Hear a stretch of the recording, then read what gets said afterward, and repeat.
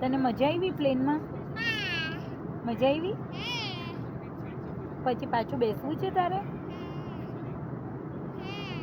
ના કે હા? હે ના? ઓકે હા. તો પછી આ સેન્ડવિચ તારી ફિનિશ કરવાની છે કે ડેડીને આપી દેવાની છે? હે તો પછી ફટાફટ ખાવા માંડ ને.